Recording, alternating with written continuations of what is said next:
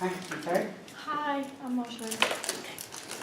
So you filled out a lifestyle questionnaire, Yeah. and I've gone over it, and I've written an overall review, which you'll get at the end of this consultation, where basically I evaluated the strengths in your lifestyle from what I've got from the questionnaire, and also your weaknesses. So I'm just going to go over it and give you a bit of advice and get a bit more information. So you're 17 years of age. Your height and weight is that correct? Yeah. So 164 and 558 kilograms. Yeah. Alright, so first of all, I looked at your goals, which you put on the back page, but I just wanted to go over them. So your first goal was in a month you'd like to lose about 0.5 of a kilogram. Yeah. Yeah? And you also mentioned that you wanted to lose 5 kilograms in 6 months. Is it because you're not happy about your weight, or is it because you've also said that you'd like your body to be toned up? Is it more about you want to tone your body, or is it more about the weight? It's about the visual aspects, so sort of The fat. visual. Yeah. Well, what I've done is, from your height and your weight, I've worked out your body mass index. Okay. So if you see, this is pink line. Yeah. This is where you are at the moment. Yeah. The green is normal. That's where you want to be. That's a healthy body mass index. At the moment, you have about 22 body mass index, which is really good. You want to lose about 5 kilograms. If you do that, see by the green line, you'd still be in the normal range. However, if you lose a bit too much weight, you'd be in the underweight section, which can be just as damaging to your health as being overweight. So what I suggest, and it's completely up to you, is instead of focusing on the losing the weight, we focus more on the toning up the parts of the bodies that you're not happy with. Okay. So the arms and the stomach. Is that okay? Yeah. Yeah. So if we start off, your PARQ test, which is basically just a medical questionnaire, so I can get a rough guideline whether there's any medical conditions that I need to be concerned about, or that you may need to go see your GP about. I noticed you had a bit of a limp as you walked in. Yeah. I had a broken foot Okay. on the 9th of October. How did that happen? I was in the trampoline and I twisted my ankle. So was it an actual break? Yeah, it was a 5th metatarsal break. Metatarsal. Hairline fracture or a full break? A fracture. Fracture. You've got no cast. Did you have any casts or crutches? I did have casts and crutches. Okay. Say for how long? A cast for a week and crutches for 4 weeks. Okay. Have you been to see the GP since? Yeah, recently they took the ankle brace off Okay. and they said to come back to work, to physical activity, slowly. Slowly. Okay. Are you being referred to any physiotherapy? Yeah. Oh, okay. So because of this piece of information, we will have to adjust your training plan so that it does gradually increase, because obviously we don't want you doing activities that could then damage your foot more. Yeah. So, but apart from this, with you've stated that you've got no medical conditions that can stop you doing physical activity, Yeah. no family history, which is really good. So if we move on to the smoking, so you put that you used to smoke. Yeah. You used to smoke, started at the age of 11, Yeah. about 2 to 3 a day. Yeah. And I know you've said sort of family influence, but do you want to tell me a bit more about why you started, why you stopped? My parents were smoking as well, so I was just sort of like, oh, let me try some. Yeah. So I done it. And then after a couple of years, sort of, I realised the sort of the impacts that done on the body, and I was aware of the health-related issues, so I just stopped. Is it something you'd ever go back to? No. Not at all? No. No? That's good. And it was just cigarettes, wasn't it? Yeah. Perfect. Now, in regards to your previous smoking, this is not a concern to me. Because it takes 5 years, well, about 5 years, and after 5 years of quitting smoking, your risk of lung cancer and your risk of heart attack are exactly the same as someone who's never smoked. So in regards to being able to do a personal activity plan and about your health, I'm not concerned about it. It's been, 6 years? 17 now, aren't you? Yeah. So it's been 6 years, so to me, it's not a concern. Your alcohol, however, that is a concern. And I've put that as the top priority Okay. of concerns. The only reason is you started drinking when you was 12, Yeah. so you started at a young age. You also drink more than 6 units of alcohol a day when you drink. Now you say you only drink occasionally, but what you'll do is you're binge drinking. So what I've done is I've printed off a newspaper clip talking about just a few facts about binge drinking and its effects. Yeah. So that one's for you to take home. Okay. And I also got this one, which talks about the risk of alcohol and depression. The only reason I've got this is because later on in the survey, you said that to relax, you like to go out with friends and drink. Yeah. Now, there's a saying goes that you drink because you're stressed because you drink. So I've got this little leaflet which says about the health problems and the fact that long-term alcohol abuse can lead to psychosis, dementia, the fact that research has proven that binge drinking can make people feel stressed. So there's a little bit of a read for you. Why do you drink that much when you go out? Social reasons. I like to be part of it, and my friends do it as well. Okay. So, So, do your friends drink that amount of alcohol? not all of them, but they do. Okay. Could you maybe drink alcohol, but drink less? So instead of drinking more than 6 units, you could drink 2 to 3 units. Because you are 17, so you shouldn't really be drinking alcohol yet. It is illegal. But when will you be 18? In May. Well, when you're 18, for women, it's recommended 2 units of alcohol a day.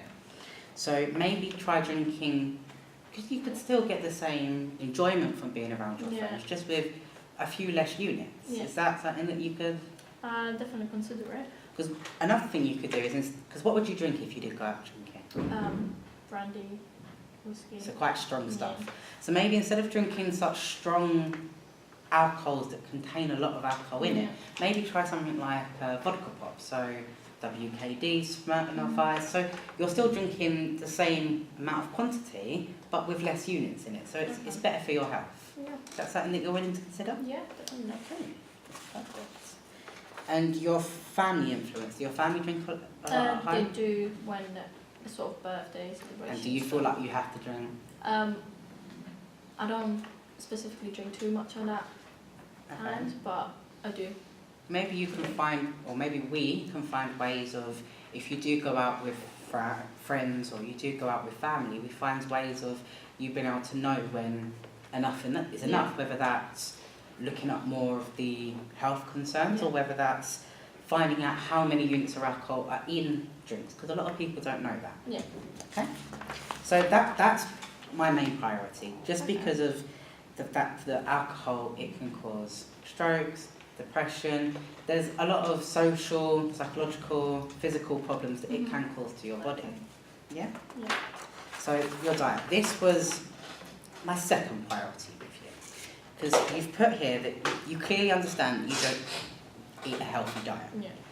And I asked you to make a note of how many servings of these foods from the Eat Well plate that you consume in 3 days. Now I'm happy to see that your top food source is fruit and vegetables. This is really good. And your second is bread, rice, potatoes, pasta. I was a bit concerned that you'd say that you only would consume 1 portion of protein in 3 days. Is there a reason for that? I usually just eat carbohydrates. It's just something that's quickly you don't like meat? It's not that I don't like meat, but I just don't have the time to have protein. So I just have carbohydrates that's quick to make. Okay. So maybe we could because there's stuff like beans. Beans are good proteins that some of them you don't have to spend time cooking. That could be something you look at? Not necessarily, because I don't really eat Okay. vegetables. You don't really eat vegetables. We'll come to that a bit later on. But in terms of meat, what meats do you like? Chicken. Yeah. Is that it? Yeah. Do you not like other meats, or I don't like it. why not? It's just that the structure of them, the fact that it's like an animal. Well, have you ever considered soya products? I've tried soy milk, but I didn't really. Not soya milk. There's soy products which are sort of. Have you heard of corn or Linda McCart? These are basically, they're like chicken nuggets, or you can get steak. They're basically, they look like meat, they taste like meat, they cook like meat, but they're not meat. Mm-hmm. So maybe that's something that you could look into, because they do provide a good source of protein as well. Okay. Also egg whites, Yeah.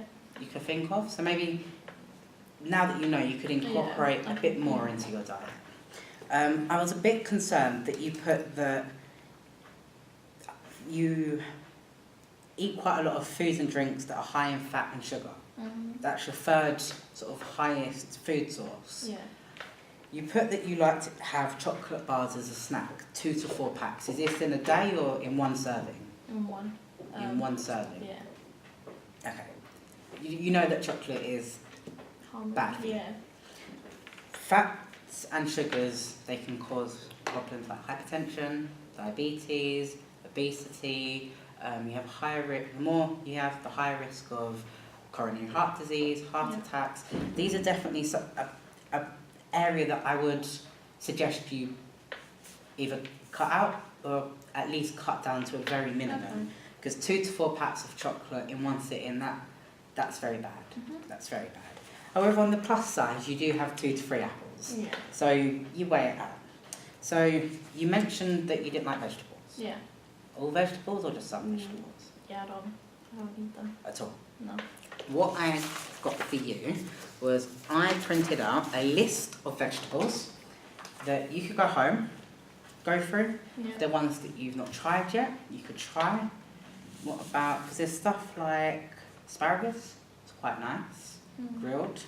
Aubergine, broccoli. What about carrots? I don't really like them raw. I've never had them roasted or anything. Okay, so maybe me and you can look at recipes to incorporate more vegetables in which you like the way they're cooked. Yeah. Maybe cooked vegetables are for you instead of raw vegetables. But that's something that we could look at, and maybe it's a case of we need to find vegetables that we can sort of hide in your meal. So if you was to do a bolognese, you could use some corn mince. You're still getting your carbohydrates from the pasta or the spaghetti, and you could have tomatoes, mushrooms, sweet corn, onions. So you get quite a lot of fruit and vegetables in a meal, in one meal. What I've also done for you is I've got a 24-hour diet recall sheet. Yeah. So this is just for you. You don't have to bring it back if you don't want to. Yeah. But what I suggest is that you pick one day, any day you want, you write down what you eat for breakfast, mid-morning, lunch, mid-afternoon, evening, snacks, and alcohol. Because a lot of people don't realise how much or how unhealthy they eat until they write it down. Yeah. Saying it and physically seeing it written on a piece of paper is much different. So maybe that's something that you can think about. And if you are concerned, on the next consultation or our next meeting, we can sit down and we can go through this and see where exactly. Is that's fine. that okay? So if you take those. Yeah. So that's your diet. I was very happy about the drinking 4 litres of water a day. That's very good. Especially if you want to do more physical activity, you need to make sure that you keep up your fluid levels. And you said that you quite often eat McDonald's chips. Now we both know that McDonald's chips are full of fat, salt. It's not good for you. Yeah. So that's something that maybe you need to cut out, cut down. Do it however you're happy with, whether it's just cut it completely or cut it down. Yeah. Yeah?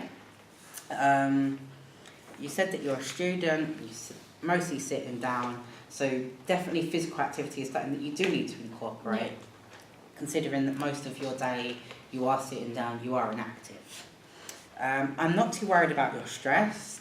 You said that 5, on a scale of 1 to 10, you said that you've got about a stress of 5, which is normal considering you're in college, you're doing a full-time course, aren't you? So that's a lot of assignments. I understand that. One issue I did have was that you said that to help you relax, you enjoy going out with friends and having the occasional drink. Yeah. Now, this isn't a good way, because the more you drink, the more stressed you're going to get, the more you're going to drink because you're stressed. Yeah. Like we said before. So you said you like to listen to music. Yeah. Are there any things that you like help you relax that we could substitute? Yeah, I can. I like going cycling. You like going cycling. Yeah. So does activity help Yeah. you relax? Yeah. So maybe it's a case of, instead of going out with your friends and having a drink, you going out with your friends and participating in exercises. Yeah. That's something to think about. Yeah. Yeah? Your weight, you've said that you have the excess fat on your belly and arms. Personally, I can't see it. But if that's something that you're not happy with, it's definitely something that me and you can both think about. And when I'm planning your activity program, we can focus on exercises and activities that will help tone up these areas.